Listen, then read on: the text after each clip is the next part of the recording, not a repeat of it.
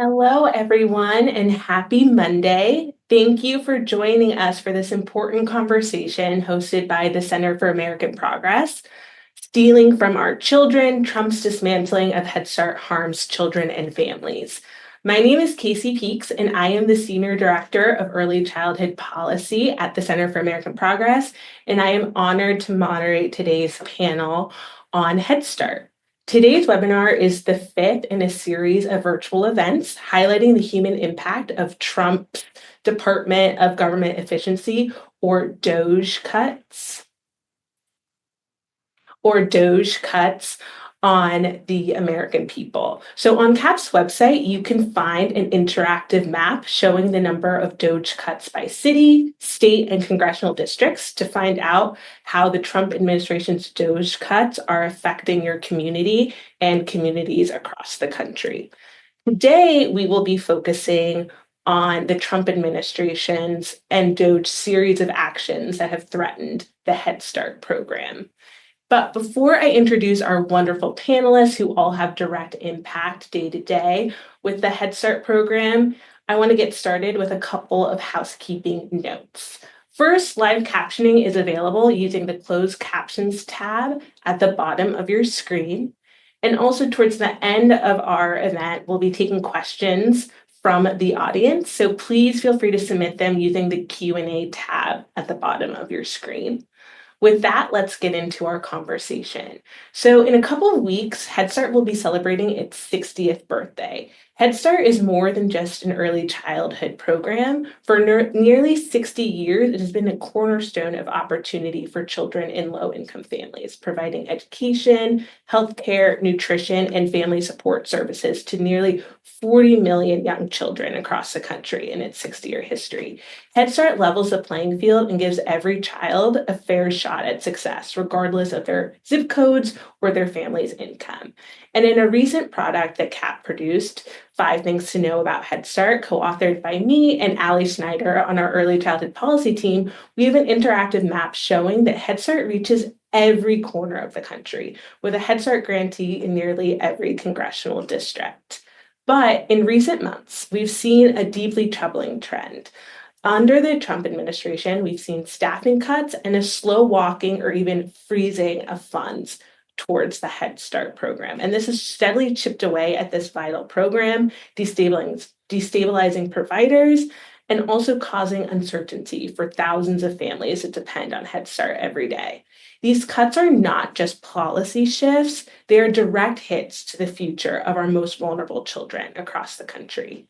So in today's discussion, we'll shine a light on what's at stake for Head Start. You'll hear from experts, advocates, and those on the front lines of this really important work, and who understand firsthand how these threats on behalf of the administration harm families and communities every day, and what we must do to protect and strengthen Head Start moving forward.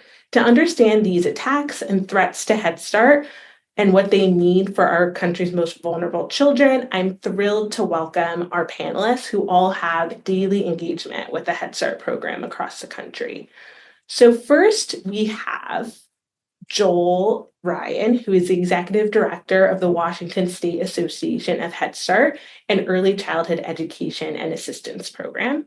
We also have Lori Morrison Frichtel, Executive Director of the Illinois Head Start Association. And we have Jen Bailey, who's the Executive Director of Reach Dane in Wisconsin. And finally, we have Carrie Breton, a Maine State Parent Ambassador with Educare Central Maine.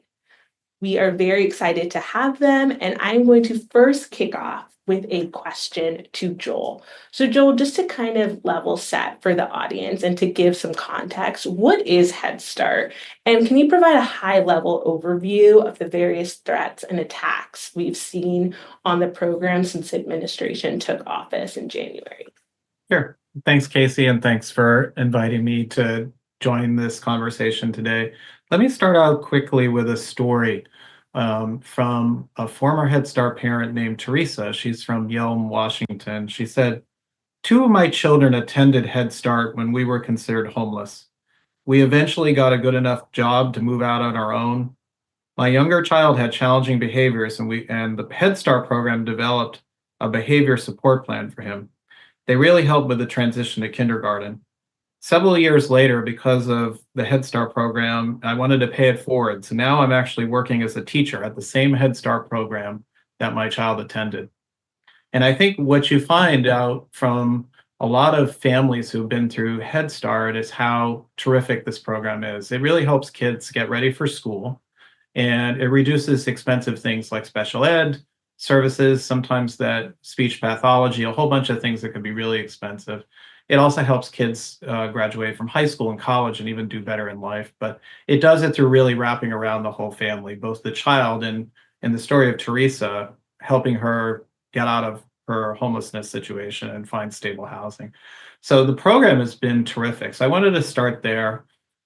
As Casey said, I'm Joel Ryan. I'm the executive director of the Head Start Association out in the state of Washington. And I'm delighted to be joined by my colleagues today in other parts of the country. Some of the things that Head Start has experienced, which is why I've been invited to talk to you today, has been a multi-pronged assault on the Head Start program. And it started before the Trump administration ever took office. Many of you are probably on this webinar today know about Project 2025, which called for the elimination of the Head Start program. And almost immediately, the Trump administration attempted to follow that blueprint very closely, first by freezing funding for the Head Start program, and then making it very difficult for Head Start agencies to draw down federal grants and dollars. There were also mass layoffs at 5 regional offices across the country. Those regional staff support Head Start programs by processing grants, making sure children are safe, making sure that Head Start programs get the latest information about research and evidence-based practices. And because of the many slow walks and delays in grants, we actually had a Head Start program here in the state of Washington, in Sunnyside, Washington, that many of you are probably familiar with in terms of this program story, that actually had to close for 4 days. It was 400 families who lost access to childcare. And in addition to that, those kids were really left in a very difficult situation of not being able to have intervention services at all.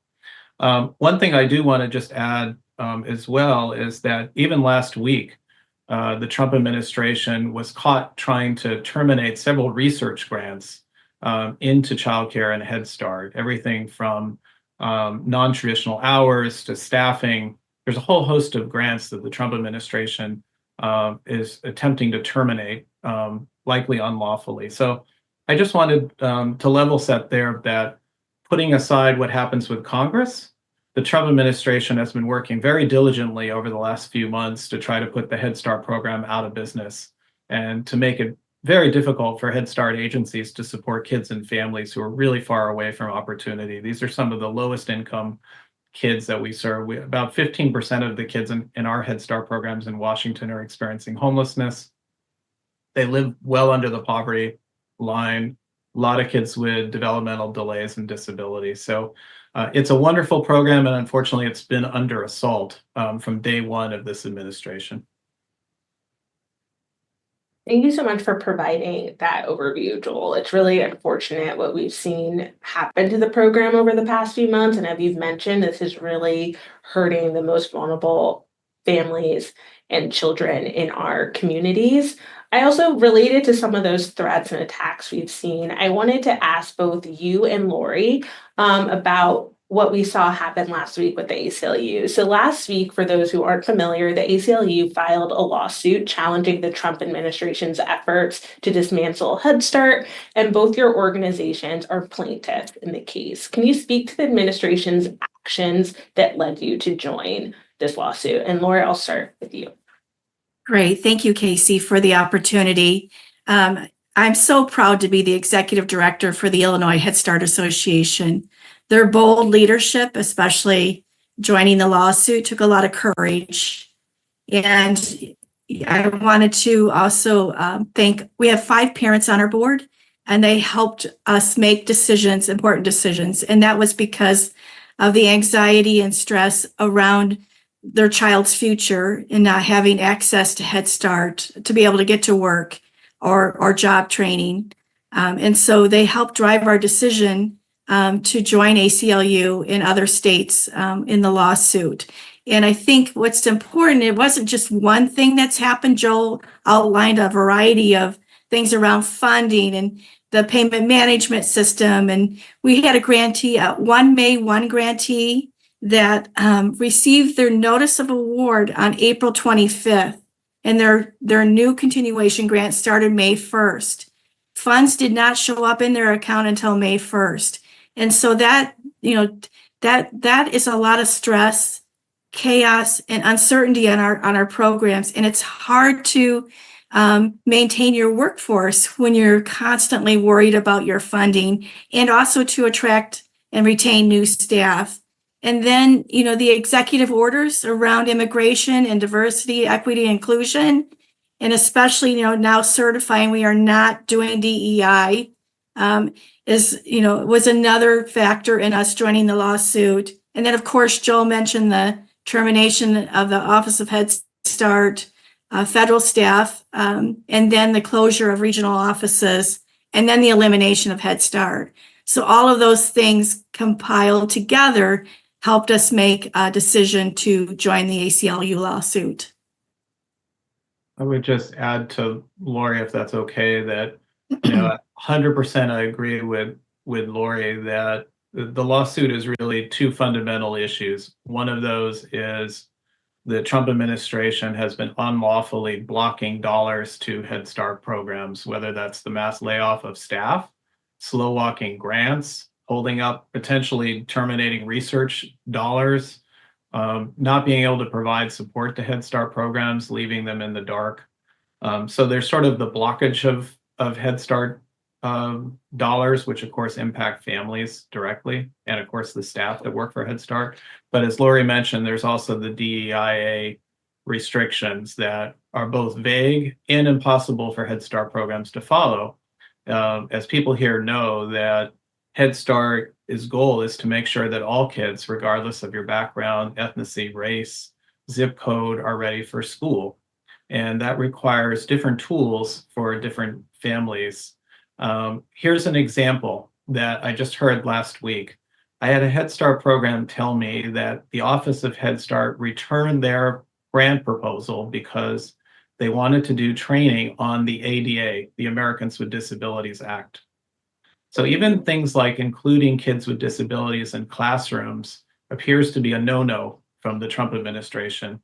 And from my perspective, is a violation of both civil rights laws, and it violates the Head Start's mission and the Head Start Act and the standard. So a lot of our programs are trying to figure out how to deal with the DEIA restrictions, but we're putting our Head Start programs in an impossible spot. Either they can do what they need to do to support kids and families and follow the Head Start Act and the standards, or they can follow Trump's un-American and anti-civil rights restrictions that'll put kids at risk, but violate the Head Start Act in doing so. So we brought this lawsuit, and of course, we're also joined by the Wisconsin Head Start Association, which Jen, I believe, is part of. So I'm glad we're doing that. We'll see how that litigation evolves, but I think everybody here knows, and I'm sure we'll talk about the president's budget, but Head Start has so much bipartisan support in Congress that it's not unexpected that the Trump administration would try to dismantle the Head Start program through backdoor channels in the middle of the night through executive actions. And that's what they're trying to do. And that's what our lawsuit hopes to stop.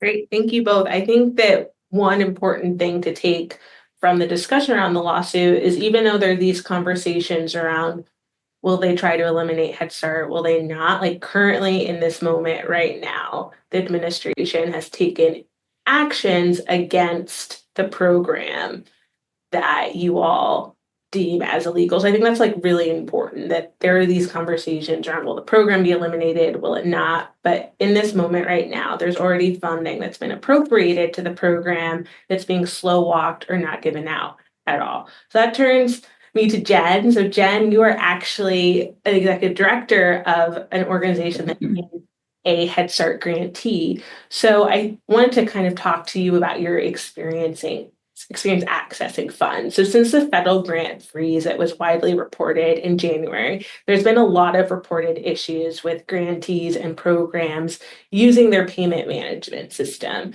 and the delays in accessing funding. Can you explain the challenges that you've had with drawing down funds this year, and even maybe talk about what it looks like in a typical year? Because I know this is a year that's anything but typical for Head Start programs. And how has that uncertainty with funding impacted both your staff and the families that you serve? Absolutely. Thank you, Casey. I'm Jen Bailey. I'm the Executive Director of Reach Dane, and our Head Start program serves approximately 800 children in South Central Wisconsin. And I'm also the board president for Wisconsin Head Start Association. And for me as an executive director, I spend a lot of time planning for different scenarios. I'm someone that likes to think 5 steps down board about all the different things that could happen. So I think about what will we do if there was a building flood or a bus breaks down or there's a crisis in the community. I had never planned for a scenario in which funding already awarded and allocated to our program by Congress was frozen and then delayed because I didn't think it was possible. So January 28th with the funding freeze and beyond, I think really shattered for me and a lot of other directors our reality around how we partner with our Head Start program. For us initially at Reach Dane, the funding freeze happened to fall in a payroll week. So we ended up having to use a line of credit that we thankfully already had available with our bank to be able to make payroll. To kind of pour salt in the wound, we learned afterwards that the interest on that line of credit is not an allowable expense with federal funds. So we are actually going to have to use corporate reserve funding to repay the line of credit that we had to take out because our federal funding was not available. We then actually had to pull money from our reserve. And I will say Reach Dane is very fortunate. Most Head Start programs do not have a corporate reserve. And without that, we would not have been able to pay rent, mortgages, food, vital expenses to keep our program open. And since that time, I think the weekly uncertainty that we are grappling with is truly unprecedented. Prior to this year, if we made a request to draw down funds from the payment management system, you had a 24-hour wait, and then the funding was approved. Now, unfortunately, we live in a world where every time we draw down money, we're holding our breath. Are we going to be able to make payroll? Are we going to have the funds in time?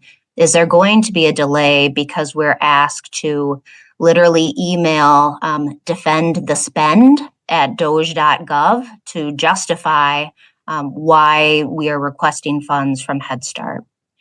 And the work that we do at Head Start, it's very rewarding and also very challenging. So it really hurts my heart for our hardworking staff that need to be emotionally regulated, present with kids and families. No one should have to worry about if they're going to be able to be paid. And that level of uncertainty is not healthy for anyone. And now, as we're trying to recruit teaching staff for next year, candidates are asking really hard questions of our HR department. Is this program going to be around? Should I be signing up to work for Head Start? And those questions are really hard to answer. And we already had a workforce challenge in early childhood globally prior to this uncertainty. And this just adds a whole other layer of complexity. And then, of course, there's our families. I think many people don't realize that the majority of families in Head Start programs, including mine at Reach Dane, are working families. And they rely on our program being open and operating to be able to go to their jobs. So families are now worried, are there going to be closures? Do they need to have backup childcare plans that often don't exist for them to be able to go to their jobs, which are largely in the service industry, in restaurants, in hotels, those vital functions that we all rely on to be able to lead our everyday lives. So the ripple effect has really been huge for Head Start programs. I think it's really helpful, thank you, Jen, to really talk about those ripple effects, to really understand how important and large of a role Head Start programs play in their communities. And Jen, you also mentioned the impact on families. So I want to turn it over to Carrie, who's actually a Head Start parent. And Carrie, feel free to kind of talk about your experience as a parent during this time of uncertainty. But I also wanted to talk to you specifically about a few weeks ago, it was reported that there was a leaked budget proposal document that had been circulated. And in that leaked budget proposal, it mentioned eliminating the Head Start program. Now, the administration released their skinny budget or their budget summary on Friday. And thus far, we have not in that document seen any indication that they're going to move forward with their plans to eliminate the program. But of course, as we've heard from Jan, Joel, and Lori already, the program is clearly under threat and being attacked. But in that leaked budget proposal, to kind of justify why they wanted to eliminate Head Start, they mentioned it as a way for the administration to continue with their priority and focus of increasing parent choice. And I wonder if you could speak to how that's kind of a misunderstanding of the program, and how you, as someone who's actively involved in your Head Start program, like what the opportunities are for parent engagement and parent choice in the way that Head Start is structured. Yeah, absolutely. Thank you, Casey. I am Carrie Breton. I am a parent ambassador here in Maine. My child also attends a Head Start program here in Maine, and I am part of the policy council at his school. So just going back, when Head Start was started back in 1965, it was created with the understanding that parent involvement will be critical to children succeeding as well, and for the program to succeed. So with Head Start, the first thing I noticed when we joined as a Head Start family is that parents are empowered to make decisions regarding policies and procedures for for the school. And that is through the policy council. So at our school, we meet once a month, and we talk about the important topics that need to, have some light shed on them. So we've talked about school safety plans. How can we keep our kids safe in school? We've talked about family involvement, because there is a lack of involvement with how can we recruit other parents, right? To make sure that they're seeing what's going on. There is a lot with Head Start that helps to connect families with resources. So you have health services, housing assistance, educational opportunities. There's positive discipline strategies that a lot of parents may not be aware of. And we're trying to make that more focused, right? Like, how can you have positive discipline? And I think that is something that's super important. And for myself and my involvement with Head Start, I speak from a place of privilege, right? I am very fortunate that my husband and I are not facing homelessness, but we see it in our school. So we've really been able to dig in. We've talked to parents that are facing homelessness. A lot of parents living paycheck to paycheck, of course. And there's always the frustration that they want to do more, but they don't know how it's possible because they're working. They have to work. They have no choice but to work. So it's really talking to them at school drop-off, at school pickup, and getting them to see how they can help in even tiny little ways, right? Talking to me, being a parent ambassador, and also on the policy council, talking to me about what their concerns are so I can bring that to the table, connecting them with resources that they may not be aware of. And what we've also noticed, and I notice a lot, my husband works. I'm very fortunate to stay at home with my son. When I drop him off, I've just noticed that a lot of parents want to know what's going on in the classroom, right? So in our school, we have a viewing room. So every parent can go into the viewing room without their child being distracted by their presence. And you get to learn how, or I should say, what your children are doing at school every day. So you can watch them throughout the entire day if you would like, or just stay for a couple of minutes.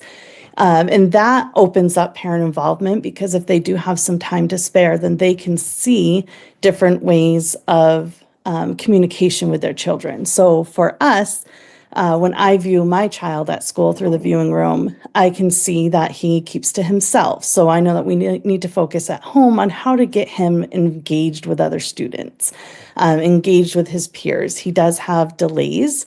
So what are things that he shies away from that other children in the class are doing super well with, that I can talk to him about when he's home from school, and say, this child did this today. I think tomorrow you should connect with them, and they can teach you how to do something. So it's really, Head Start has been huge in his social emotional development. Before Head Start, he started this year, we were not able to get him into any programs, and he was severely lacking in social emotional development. We have therapy outside of the school, and he would never interact with other children, and now we get to see him interacting. So I think with possibly dismantling Head Start, right? If that was to happen, parent choice and parent involvement would be nothing. There would be nothing there. People have to work. They have to make ends meet somehow.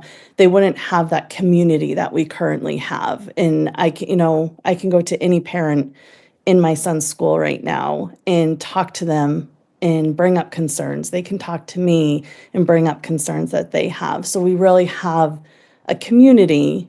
And if if Head Start's not there, that community is going away.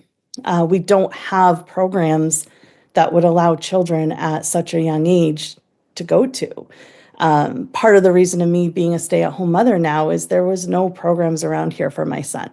He was either not delayed enough for one of the programs, and then the others are full. And a lot of them, they save spots for government assistance, which we didn't qualify for. So there was nowhere for him to go. We couldn't get him into any daycare, any other preschool. Head Start was our only option, and we were so fortunate to have that. So it would be detrimental to dismantle Head Start, and we would be having a lot of children and families around here that would struggle. Thank you for sharing your story. I think what you mentioned, Carrie, really just highlights one, the benefit to families in just terms of helping with their children's growth, but also just as a parent to have the ability to be actively involved in your child's education, but also have a community of other parents to lean on. I think that's a huge underlooked benefit of the Head Start program. And before we go to our next question, I just want to, as a reminder, let the audience know that we'll be answering some questions towards the end. So feel free to use the question Q&A tab at the bottom of your screen to submit some of those questions, and we'll try to get to them towards the end. And Joel, I want to turn back to you, especially since Carrie just highlighted how critical this program is for families and how it's such a lifeline for parents. Unfortunately, one of the first programs that was reported to close because of some of the administration's actions was in your state, in Washington State, and you kind of mentioned it also in your first remarks. Can you explain to the audience the actions that led to that program's closure and the impact it had on the staff and the families and that broader community in Washington State? And also speak to if you anticipate that we'll see even more closures potentially going forward. Yeah, thanks, Casey. So the program that closed their Head Start and Early Head Start program, they also run a migrant seasonal Head Start program as well. So what happened is, because the Trump administration has been slow walking grants, and predictably, because they had so many layoffs at the regional offices and the central offices, they have not been able to process grants in a timely fashion. In fact, even to this day, many of my Head Start programs don't even have a program specialist assigned to them yet.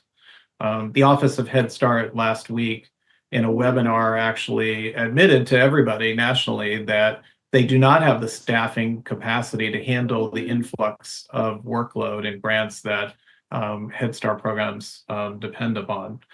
So the program in Sunnyside, what actually happened is they were waiting for a notice of award. So they would know that they would have funding on May 1st. and they never received it. And our association contacted, of course, our congressional delegation, and Senator Murray has been a big advocate for the Head Start program. We contacted the Office of Head Start. The problem that we ran into is not only did this Head Start agency not get their notice of award, but they tried to contact someone and there wasn't anyone to contact. And so unfortunately, after a lot of back and forth and not getting any answers, they actually had to make a decision to close because they couldn't make payroll for their staff. So 400 families lost access to childcare, and those kids again lost access to high quality early learning. If you want to think about that area, that's where, if you're sitting in DC or Wisconsin or Maine or wherever you are in the country, when you're eating those cherries, when you're having our apples in Washington State, a lot of the families that have kids in the program out in Sunnyside are families that are picking your fruit. They're working in warehouses. So when they scramble for childcare, that impacts everybody. Because sometimes you can have fruit that just simply rots on the tree. And you can have jobs that go unfilled because these families don't have reliable childcare. So the impact is not only to the children who missed out for that week, but also to the parents that were not able to access their childcare. But it also hurts our economy because there's nobody doing those important jobs that we need done in our country. So the impact is widespread. So do I think more of that is likely to happen? Yeah, of course I do. Not because I'm cheering for it, but because they just don't have enough staffing at the Office of Head Start and these regional offices. It's not like they consolidated by a small amount. They eliminated 5 regional offices and many staff at the central office in DC. They just don't have the capacity to be able to support the number of Head Start grantees. We had 6 federal staff supporting 70 grantees in our region. So just put that in perspective. And a third of our Head Start grantees in Washington State and the region as a whole, they have to get a new grant by July 1.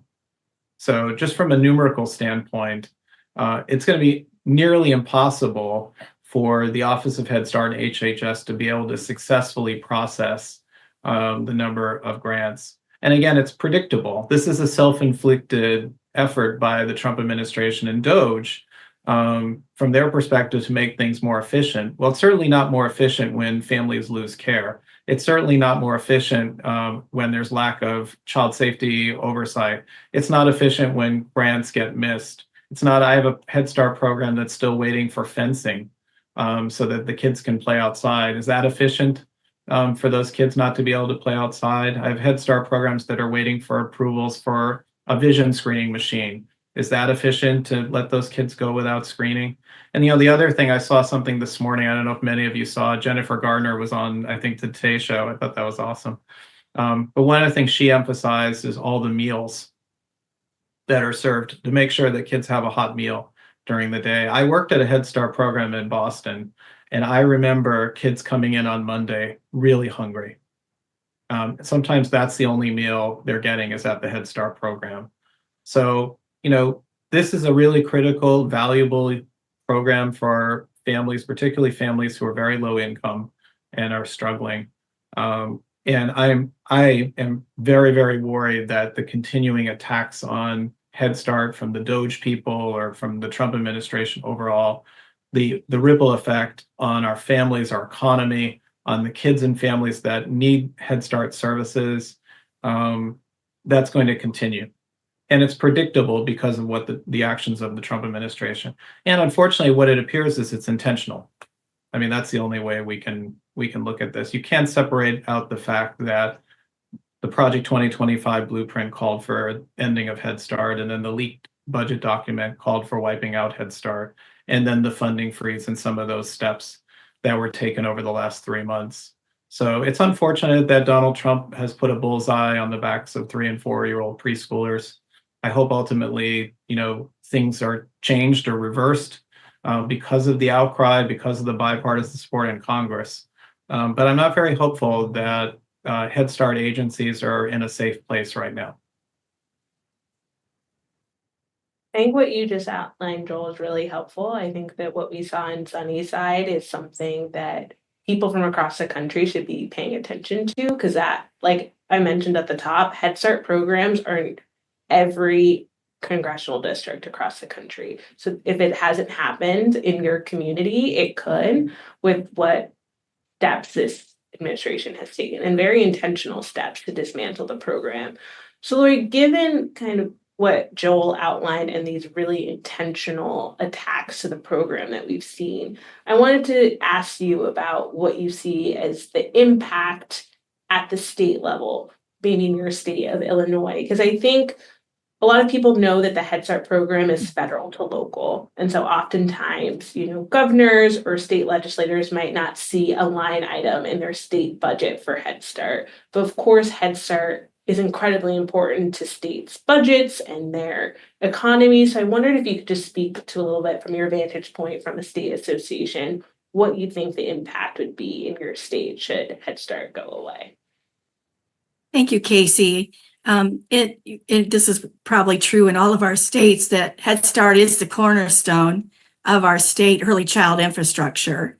And in Illinois, we have over just almost $500 million that come in for federal Head Start, early Head Start across our 102 counties in our state.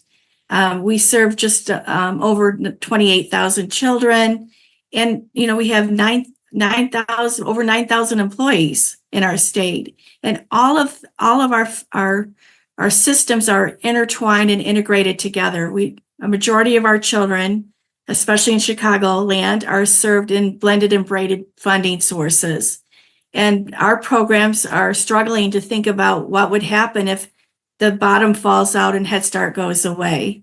And just to follow up on some of Joel's response is that the Senate Appropriations Committee shared that states' funding levels compared to last year at this time, and Illinois is receiving $59 million less this year than they were last year at this time. And so that, all of that impacts, the foundation of our services across the state. So think about it. How can our state plug all those holes?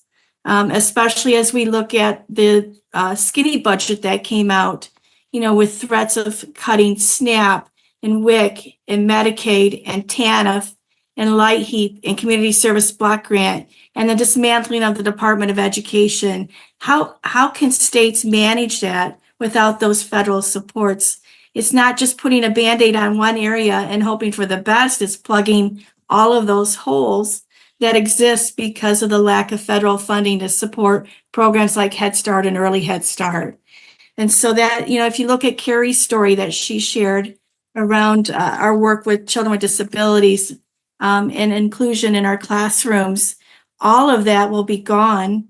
A majority of our families depend on Head Start and Early Head Start to get to work or in job training. And so that would be gone. What's the economic impact and loss of those families that can't go to work anymore, can't get to their job? And when we asked our families, our parents, that was huge. What would they do without their lifeline for Head Start? And losing that is truly a threat for the family and the child itself. If you think about all the great work that Head Start does, around helping children get ready for kindergarten and for life, our children are less likely to enter the special education services, are more likely to graduate, are more likely to find a job and contribute to the economic impact.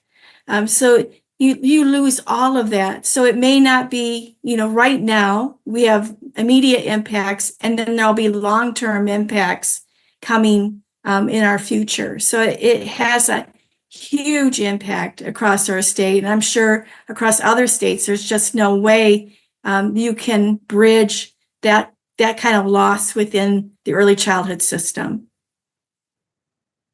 Great. Thank you so much, Lori. So I think I have about 2 more questions before we open it up to audience questions. But for Jen, I just wanted to ask you about both Joel and Lori have mentioned the closures of regional offices, and they're both in states that lost their regional office, and so are you in Wisconsin. So I wanted to know if you could speak to a little bit about like what regional offices do and what have you seen thus far since the regional office closed on April 1st. Thanks, Casey.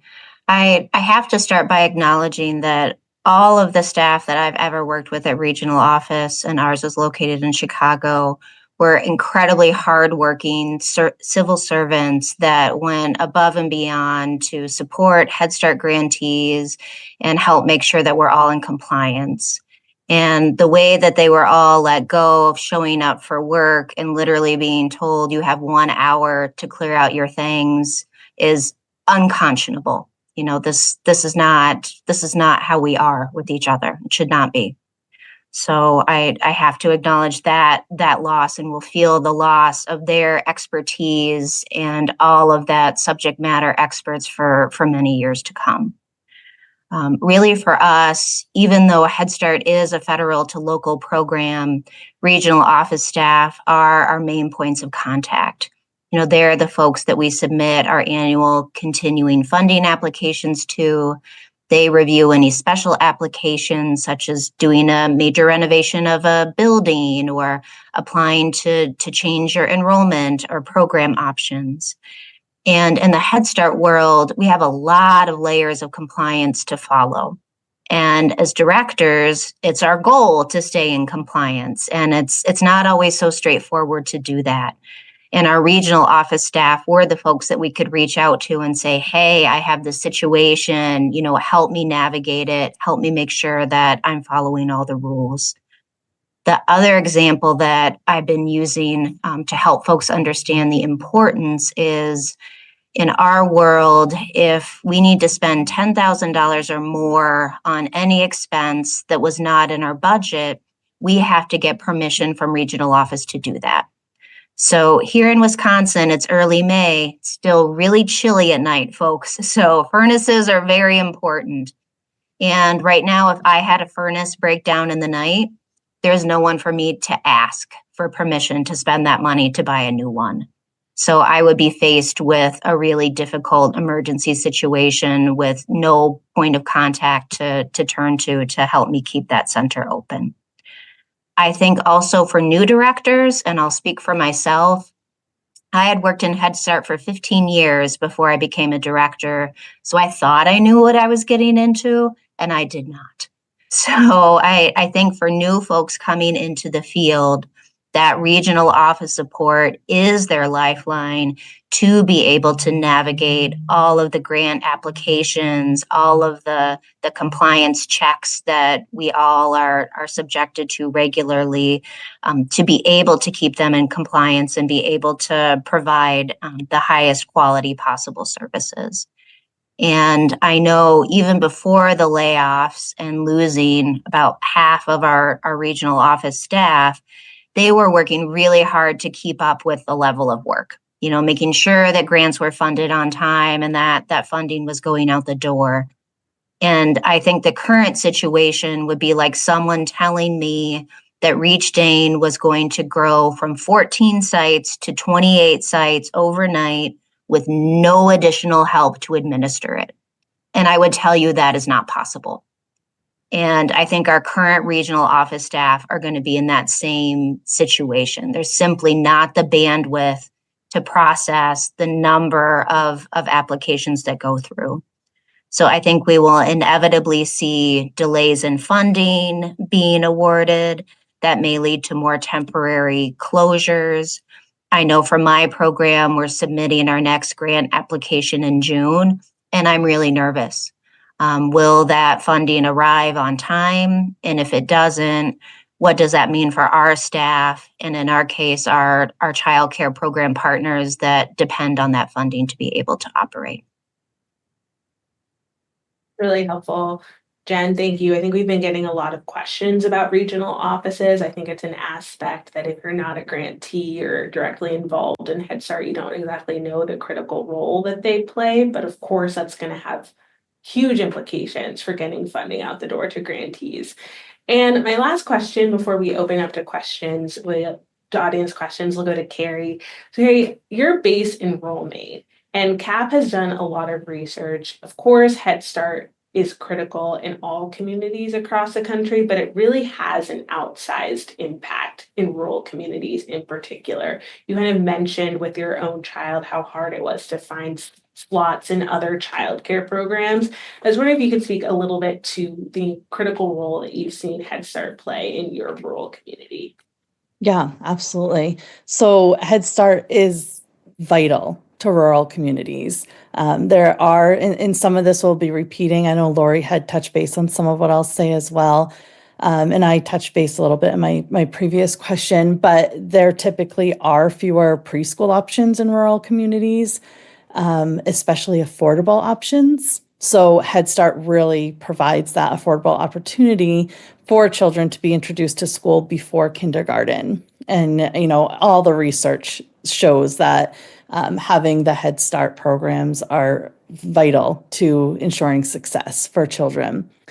And as mentioned before, Head Start provides healthcare screening. So hearing, vision, dental, they provide nutritious meals for a lot of families that aren't able to provide those meals themselves. They have family support services. So any concerns you have, whether it be for, housing or heating, electricity, physical needs, mental health needs, occupational therapy, speech therapy, they have contacts within the community that they can put you in touch with. And, a lot of people don't know all of that. Sometimes it's hard in rural communities to find available help. So Head Start can really kick that off. One example that I can think of is this little boy in my son's class who couldn't talk really. At the beginning of the school year, he had never had speech therapy. His parents were not able to bring him because they didn't have transportation. But now he's in Head Start. He's getting those speech therapy services that he desperately needed, and he's able to talk, not in complete sentences, but he's able to put 3 to 4 words together, and you can understand what he's saying. And it's just so special to see that. I saw that with my son as well, but we were so fortunate to have outside help before he was eligible to start Head Start. And also, rural areas do tend to have higher poverty rates. So with Head Start programs opening in rural areas, that of course creates job opportunities, and those jobs can be vitally important to families who need, someone to work. Maybe they're out of work right now. Rural areas, sometimes it can be hard to find work. So creating jobs for these families where at least one parent is able to work while their child is being cared for. And for my community specifically, we currently have 187 children enrolled in Head Start and 120 children enrolled in Early Head Start. So that would be 307 children that are funded through the federal Head Start grant. That doesn't include, there's about 120, just over 120 children that are funded privately or through the Department of Education.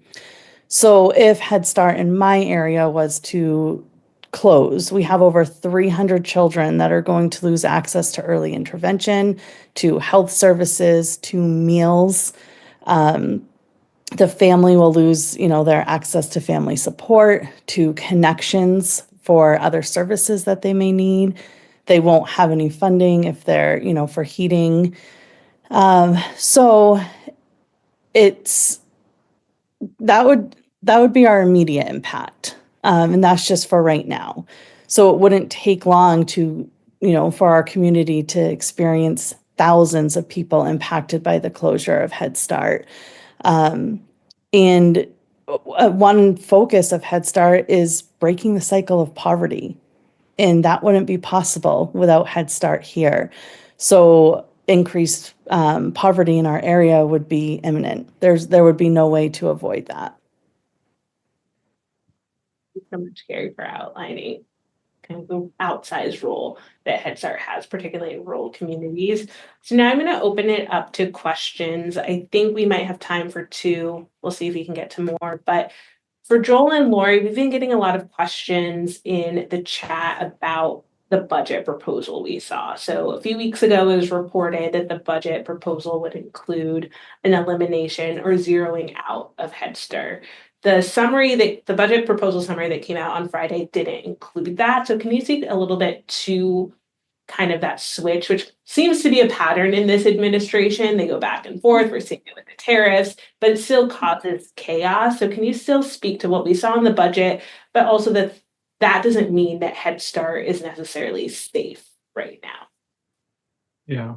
Well, Laura, is it okay if I start and then? Yeah, Okay. yes. Well, I mean, I think the first thing I would say is the Trump administration has been, whether it's through executive action or through their leaked budget proposals, has been trying to dismantle the Head Start program and zero it out. Many of the people who work in the Trump administration budget office were the authors of Project 2025.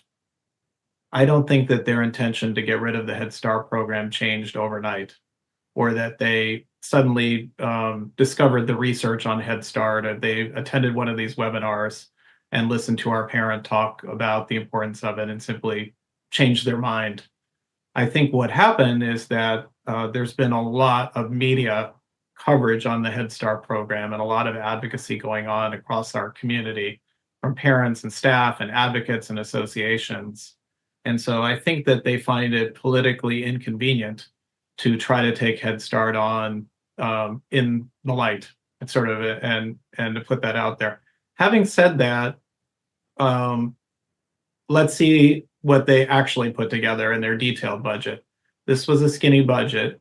It's missing a lot. What it does include, which Lori has mentioned, is a lot of cruelty to kids. I mean, one of the things that's in here are cuts to Section 8 housing vouchers, especially in a state like Washington, where it's very expensive to find affordable housing. Those cuts to Section 8 housing vouchers will hurt our Head Start families. The cuts that they're proposing to education will hurt our Head Start families. The cuts that they're talking about in Congress and that the president, I'm sure, is working actively towards around Medicaid, that's going to take away adult dental care, vision screening, a whole bunch of different services, diabetes supports, occupational therapy. A lot of the things that Head Start families rely upon are really at risk. So I think, one, we need to verify and I encourage, if there are media out here, I don't think it's good enough for the budget office to simply say, well, that's what the budget is and that's what the budget is. I think what's important is affirmation. I'd love to hear the White House clear up, if there's some confusion still, to clear up and say, we reversed course, we heard the community, we are not going to zero out the Head Start program. But they're yet to say that. And then the same day that the skinny budget came out, again, it was leaked that they were planning to terminate several Head Start research grants. So I think we need more time to sort of uncover. The skinny budget is skinny on details, and I think we need to have more information. But I also want to make sure that everybody here understands that it's still very cruel, and it is mean-spirited, and it's an assault on kids and families, even if it doesn't directly mention Head Start. Who do you think is going to be impacted by cuts to housing and healthcare and education and food assistance? It's going to be families that are utilizing the Head Start program. Lori, what would you like to add? I would just add on that we haven't changed any of our advocacy efforts. We are plowing forward. We have our foot on the gas pedal. We are still advocating for Head Start. Nothing has changed because we don't know what we don't know until we get to the final game and know that Head Start is secure in the budget. So we are full speed ahead with all of our advocacy efforts.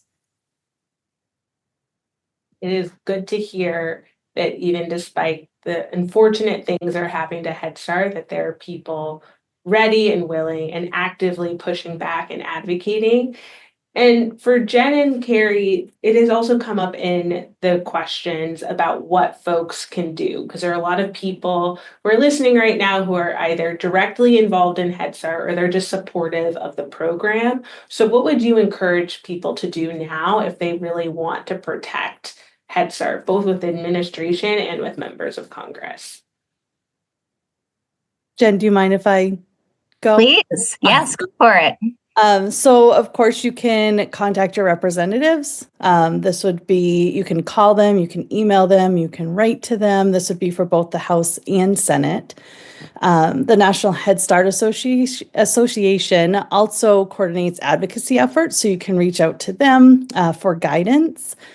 And there are many organizations at both the state and federal level that focus on early education. So parents can get involved with one or more programs to join in their efforts to preserve Head Start programs. And then bringing awareness is imperative to helping save Head Start. So if you're comfortable, talk to your local news station, your local newspaper, see if they're able and willing to get your story out there as well. Yeah, I would support everything that Carrie has said and add calling often to your representatives is really important. So I'm doing every day what I call coffee with representatives. I pour my coffee, I send my emails, I make my phone calls every morning. So whether you're walking the dog in the afternoon or you're making dinner, it just takes a few minutes to be able to make that outreach. So I think for folks to hear often is important. And for people to really share from their heart how Head Start impacts them. I think we know that hearing stories is what really changes hearts and minds. So for folks to say, I'm a teacher in a Head Start program, and this is how it would impact me. I'm a bus driver. I'm a parent of a child. For folks to see that even though we're federally funded, we're not talking about Washington bureaucrats that are working in Head Start programs. These are working class folks. These are your friends and neighbors. So to be able to tell stories of the impact of Head Start, I think is really important. Casey, can I add something? Because I really love what Jen and Carrie are saying. I mean, storytelling is the most impactful thing you can do, and sharing the benefits of the Head Start program. I also mentioned a couple other things, so I know that there's probably a lot of Head Start advocates also on this webinar. Site visits. Bring your member of Congress to see your program. There'll be a break during the Memorial Day recess. I think that's really critical. But the other thing I just want to mention is we are really all in this together. We cannot afford to be divided or siloed. As I mentioned, and I think Lori mentioned this earlier, if you're an advocate for the Head Start program, you got to be an advocate for low-income fuel assistance. If you're an advocate for low-income kids, you got to be focused on Medicaid and your health programs. If you're an advocate for kids with disabilities within the Head Start program, you should be an advocate for them in the K-12 system as well. So if we're going to be successful in fighting back against the Trump administration and their assault on kids and families, we have to stand together and united. And that's going to be really critical. And it's going to mean that all of our voices need to speak up, and not just on our particular issue or policy. I know this is about Head Start, but you have to think writ large about the community of kids and the families that we all are supporting and advocating across the country. We have some just wonderful advocates, but just remember, it's not necessarily about the program. Ultimately, we're in service to the kids and families and people like Carrie, who is a parent, and we just need to be all in this together. And anyway, it's a testament to the Center on American Progress for pulling us together today. And but there's much more work to be done. Great. Thank you so much, Joel. I think that's a great place to end. I think it is really important to think about how all of these programs that are under attack really work together and create that foundation of support for children and families across the country. A recording of this event will be available at americanprogress.org/events, where you can register for all of CAP's upcoming events and watch recordings of previous events, including this one. Also, you can find all of our products about Head Start on CAP's website as well. I want to thank the audience for attending, and I really want to thank all of our wonderful panelists who are all very busy serving Head Start families and also advocating to preserve the program as well. I really appreciate Joel, Lori, Jen, and Carrie for you all joining us today. And I want to just tell everyone to have a great day and have a great rest of your Monday. Bye, everyone.